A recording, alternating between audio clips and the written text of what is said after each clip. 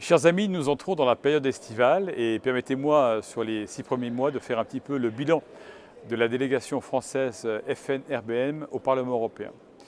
Nous n'avons pas chômé, vous savez que nous sommes toujours là pour la riposte politique et que notre délégation, la première délégation française, est toujours ici présente pour apporter justement les solutions politiques par rapport aux dérives de l'Union européenne.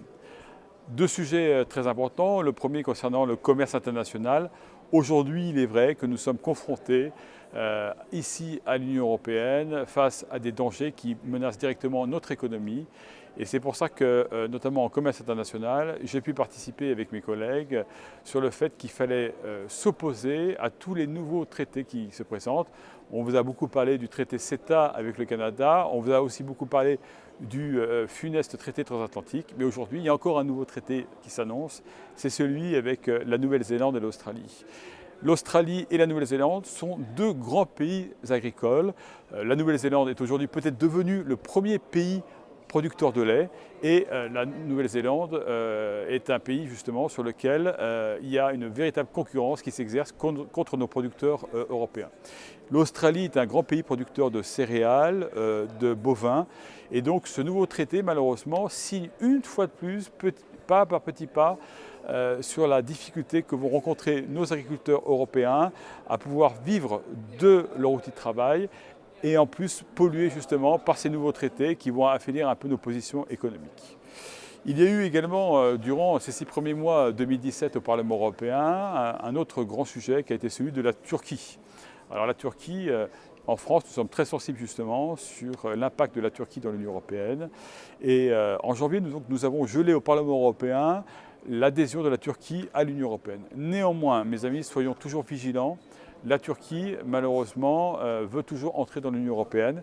Et donc, même si nous avons gelé les chapitres de l'entrée de la Turquie dans l'Union européenne, il n'empêche que nous, en commerce international, il y a également l'élargissement de l'union douanière avec la Turquie, un petit peu comme le traité avec l'Australie et la Nouvelle-Zélande. La Turquie souhaite pouvoir commercer avec l'Union européenne. La Turquie est un grand pays agricole, notamment sur les questions de fruits, de légumes, par exemple la cerise, également sur le vin et aussi au niveau des bovins.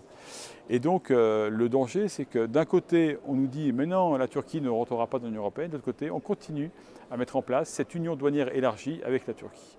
Donc ces deux grands sujets ont été les sujets sur lesquels notre délégation s'est fortement mobilisée.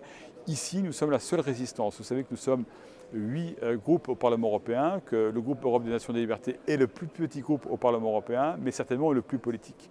Comptez sur nous, la résistance est là. Nous ne fléchirons pas sur ces traités de libre-échange qui sont de mauvais signaux pour l'avenir économique et politique de l'Union européenne.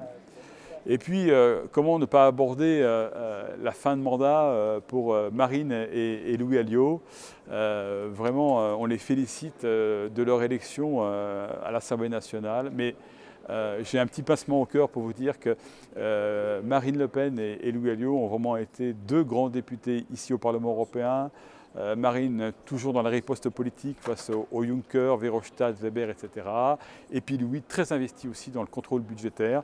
Ils vont nous manquer beaucoup, mais je pense qu'ils vont surtout apporter pour notre mouvement une grande plus-value politique à Paris. Et je crois qu'ils ont passé dans la catégorie au-dessus. Voilà, donc merci à Louis et merci à Marine pour tout ce qu'ils ont fait ici au Parlement européen.